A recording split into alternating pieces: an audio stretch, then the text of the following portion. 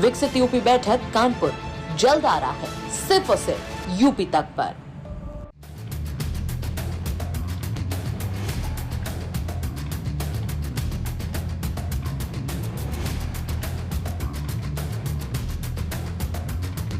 उत्तर प्रदेश के ललितपुर के bus stand पर ऐसा लाइव टेलीकास्ट हुआ कि लोग टिकट खिड़की छोड़कर सीधे फैमिली ड्रामा शो देखने पहुंच गए। मामला इतना हाई वोल्टेज था कि जिसने भी देखा वही बोला कि भाई साहब ये तो सीरियल वालों से भी आगे निकल गए।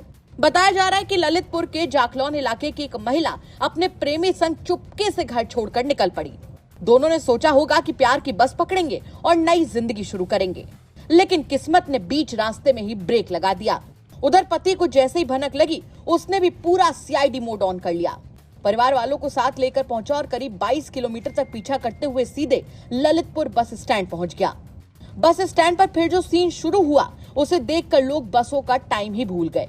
पति और उसके घर वालों ने प्रेमी और पत्नी को पकड़ लिया। इसके बाद शुरू हुआ चप्पल पुराण। सबसे ज्यादा एक्शन में थी सासू मां। गुस्सा ऐसा कि लोगों का कहना है कि करीब 1 मिनट में 50 चप्पलें बरसा दी। प्रेमी बेचारा बचने की कोशिश करता रहा, लेकिन चप्पलों की स्पीड के आगे उसकी सारी प्लानिंग फेल हो गई। इधर पत्नी ने जब अपने प्रेमी को पिटता देखा तो बीच में बचाने आ गई, लेकिन सासू मां उस समय किसी मूड में नहीं थी।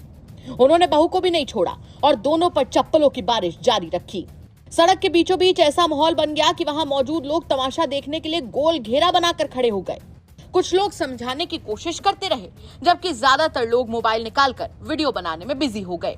देखते ही देखते पूरा बस स्टैंड अखाड़ा बन गया। कोई कह रहा था कि भागकर शादी का यही रिजल्ट होता है, तो कोई मजे लेते हुए बोल रहा था कि भाई बस स्टैंड नहीं फैमिली कोर्ट लग रहा है। कई लोग तो हंसते हंसते वीडियो रिकॉर्ड करते रहे और मौके पर मौजूद यात्रियों की बसें छूटती रहीं। इस बीच किसी ने पूरे घटनाक्रम का वीडियो सोशल मीडिया पर वायरल कर दिया। अब वीडियो इंटरनेट पर तेजी से घूम रहा है। लोग तरह तरह के कमेंट्स कर रहे हैं। कोई सासू मां की फिटनेस की तारीफ कर रहा है, तो कोई कह रहा है कि इतनी फास्ट चप्पलें तो क्रिकेट में भी नहीं चल सकती। हालांकि मामला बढ़ता देख पुलिस भी मौके पर पहुंच गई। पुलिस ने किसी तरह बीच बचाव कर हंगामा शांत कराया और दोनों पक्षों को अपने साथ थाने ले गई। फिलहाल पूरे इलाके में इस घटना की चर्चा हो रही है। बस स्टैंड पर मौजूद लोग भी यही कहते नजर आ रहे हैं कि उन्होंने ऐसा लाइव ड्रामा पहली बार देखा, जहां प्यार, पीछा, पकड़ाई और चप्पलों की बरसात सब कुछ एक ही एपिसोड में देखने को मिल गया। ललितपुर से मनीष सोनी की रिपोर्ट, यूपी तक। जब कुंभ से हम निकले, इतना विरोध, फिर मुझे समझाया गया कि अरे कुंभ की चीजें कुंभ के बाद खत्म हो जाती हैं, जो विरोध है, जो बात है वो कुंभ के बाद खत्म हो जाता है। और मैंने भी ये सोचा कि हाँ, फिर सब अपनी लाइफ में बिजी, अपने काम धंधे में बिजी, कहाँ किसी को इतना टाइम है कि ये बार बार मेरा विरोध करने बैठेंगे। लेकिन कुंभ निकलने के बाद मेरा नाम, आपको पता है क्या हो गया था? क्या? कंट्रोवर्शियल हर्षा। कंट्रोवर्शियल हर्षा? हाँ, जबकि अगर मैं इस चेयर पे बैठी हूँ, आपने बोला है, मैं बैठ गई, आपका ये वीडियो वायरल हो जाए, आप कुछ भी उसमें टैगलाइन डाल दे, तो इसमें मेरी कोई गलती नहीं है।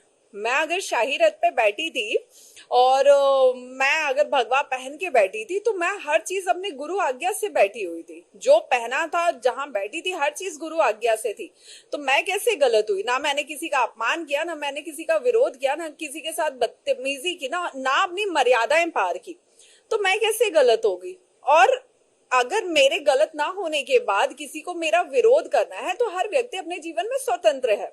अब महाकुंभ से निकलने के बाद मैं जहां भी जाती, जिससे भी मिलती, या कुछ साधु संतों से, क्योंकि विरोध इतना हो गया था, मुझे यह था कि मुझे धर्म के ही रास्ते में चलना है। अब धर्म के रास्ते में अगर मुझे चलना है तो मुझे साधु संतों का सानिध्य चाहिए, उनका मार्गदर्शन चाहिए। उन्होंने मिलने से मना कर दिया कि नहीं, उनसे नहीं मिलना है, उनके साथ बहुत कॉन्ट्रोवर्सी हुई है, बहुत विरोध हुए हैं, नहीं मिलना है। अरे उस लड़की की क्या गलती थी? उस लड़की ने किसके साथ गलत किया? उसके साथ गलत हो रहे। इस वक्त अगर आप लोग साथ में नहीं होंगे तो कौन साथ में होगा? तो मुझे अंदर या महाकुंभ से लेके इस माघ मेला, पूरा 1 साल, 365 दिन में से 300 रातें मैंने रो के गुजारी है। मैंने मरने की अपने लिए विनती की है भगवान से कि भगवान मुझे मौत दे।